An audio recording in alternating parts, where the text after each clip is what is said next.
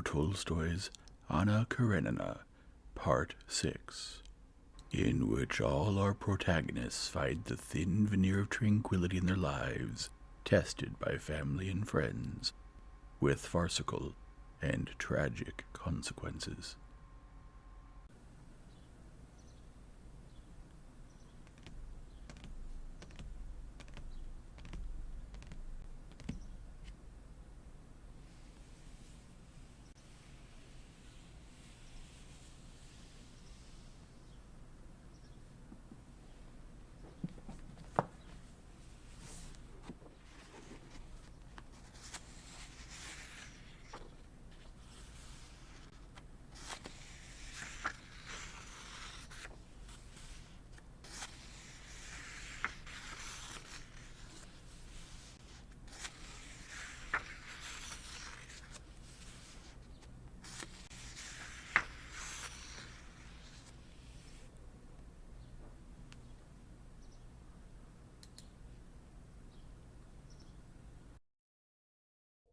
Chapter 30.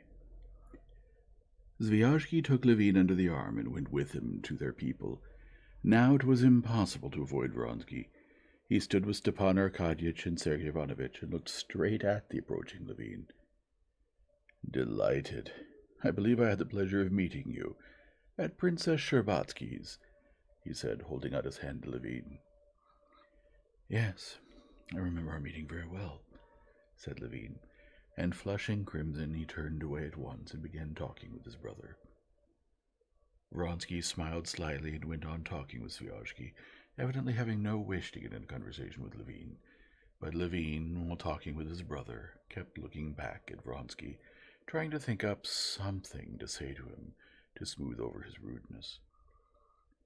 "What comes next?" asked Levin, looking at Zviazhsky and Vronsky. "Next is Smetkov. He must either refuse or accept," replied Zviazhsky.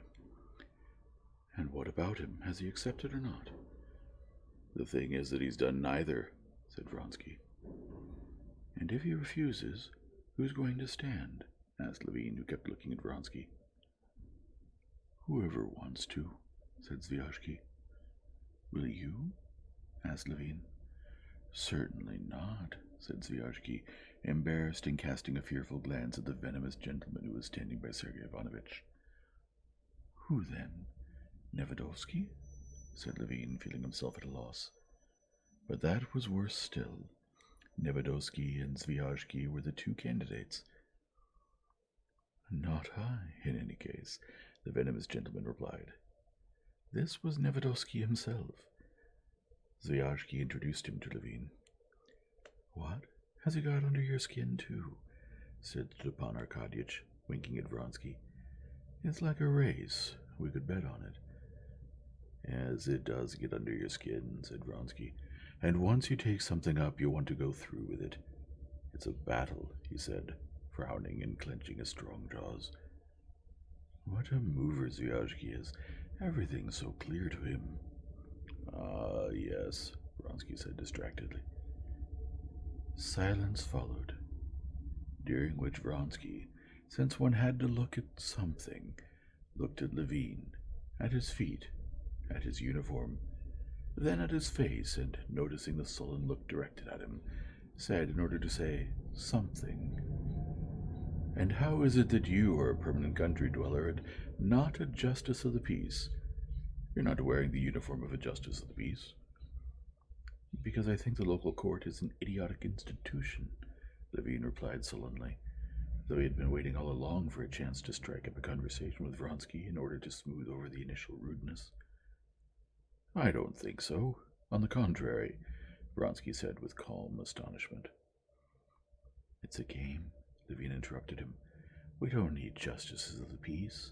I haven't had a single case in 8 years, and when I did have one, it was decided inside out. The justice of the peace lives 25 miles from me. I have to send an attorney who costs 15 rubles in business that's worth 2. And he told them how a muzhik stole flour from a miller, and when the miller told him about it, the muzhik sued him for slander. This was all inappropriate and stupid, and Levin felt it himself as he spoke. "Oh, what an original," said Stepan Arkadyevich with his most almond-buttery smile. "But come, I think they're voting." And they dispersed. "I don't understand," said Sergei Ivanovitch, who had observed his brother's awkward escapade. "I don't understand how it's possibly deprived of political tact to such a degree. That's what we Russians lack. The provincial marshal is our opponent, and you are ami chouchon with him and ask him to stand. And Count Vronsky, I'm not going to be friends with him. He's invited me to dinner. I won't go. But he's one of us. Why make an enemy of him? And then you ask Nevedoshki, is he's going to stand. It isn't done." "I don't understand any of it, and it's all trifles," Levine replied sullenly. "You say it's all trifles, and then you muddle everything up."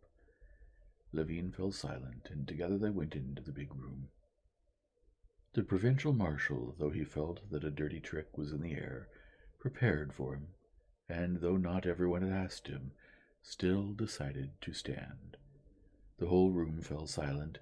The secretary announced stentoriously that the captain of the guards, Mikhail Stepanovich Snetkov, was standing for provincial marshal.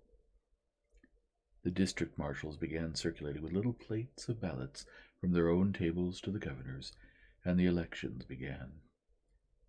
"Put it on the right," Stepan Arkadyevich whispered to Levine, as he and his brother followed the marshal to the table. But just then Levine forgot the calculation that had been explained to him, and feared that Stepan Arkadyevich was mistaken when he said, "to the right," for Snetkov was the enemy. As he approached the box, he held the ballot in his right hand, but thinking he was mistaken, he shifted it to his left hand, and then, obviously, put it on the left. An expert who was standing near the box and could tell just from the movement of the elbow where the ballot had been put, winced with displeasure. There was nothing for him to exercise his perspicacity on. Everyone kept silent, and the counting of the ballots could be heard. Then a single voice announced the numbers for and against. The marshal was elected by a large majority. A hubbub arose, and everybody rushed headlong for the door. Snetkov came in, and the nobility surrounded him, offering congratulations. "Well, is it over now?" Levine asked Sergei Ivanovitch. "It's just beginning," Sviazhsky, smiling, answered for Sergei Ivanovitch. "The new candidate for marshal may get more votes." Again, Levine had quite forgotten about that. Only now did he remember that there was some subtlety here, but he found it boring to recall what it was. He was overcome with dejection and wanted to get out of the crowd that instant. Since no one paid any attention to him and he seemed not to be needed any more, he quietly went to the smaller room where refreshments were served and felt greatly relieved to see the servants again. The little old servant offered him something, and Levine accepted, after eating a cutlet with beans and discussing the servant's former masters with him. Levine, unwilling to enter the big room where he felt so uncomfortable, went for a stroll in the gallery. The gallery was filled with smartly dressed women who leaned over the balustrade, trying not to miss a word of what was being said below. Beside the ladies sat or stood elegant lawyers, bespectacled high school teachers, and officers. The talk everywhere was about the elections, and how tormenting it was for the marshal, and how good the debate had been. In one group Levine heard his brother praised. A lady said to a lawyer, "I'm so glad I heard Koznishev. I was worth going without dinner. Charming, so lucid, and one can hear everything. In your courts no one ever speaks like that, only Maidel, and even he is far less eloquent." Finding free space by the balustrade, Levine leaned over and began to look and listen. All the noblemen sat behind their partitions by districts.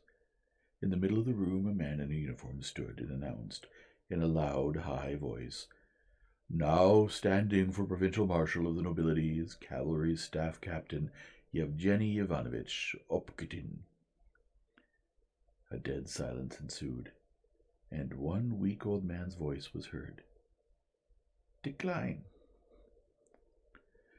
"Now standing is court councillor Pyotr Petrovich Bol," the voice began again. Decline, a shrill young voice rang out. The same thing again and again, a decline. It went on that way for about an hour.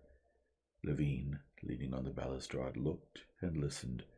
At first he was surprised and wanted to understand what it meant. Then, realizing that he was unable to understand it, he became bored. Then, remembering the agitation and anger he had seen on all faces, he felt sad.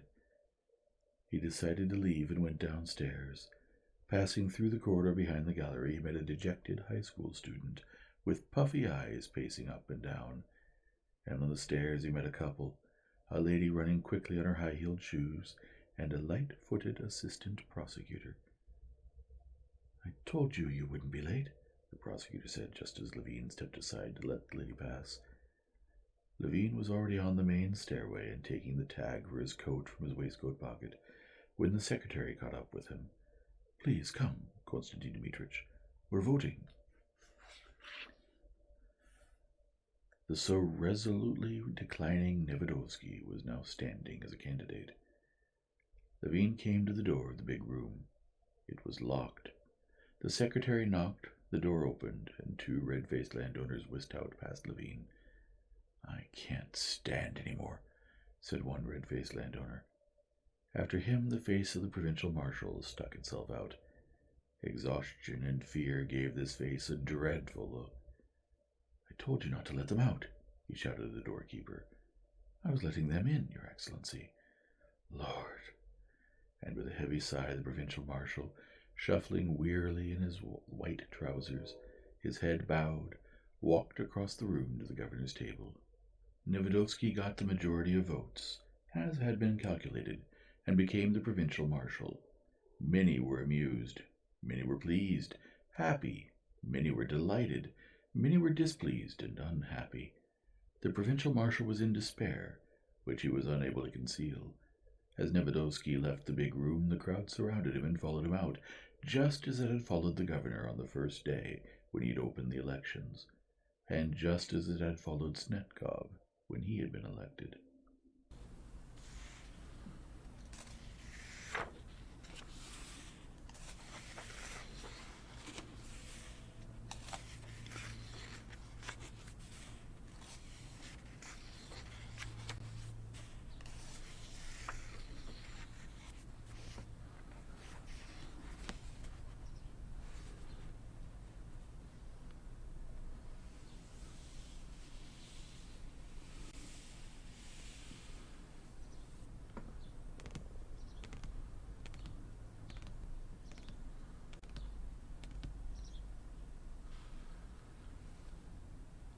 If you enjoy this format, please leave a like and subscribe and return tomorrow for the next chapter.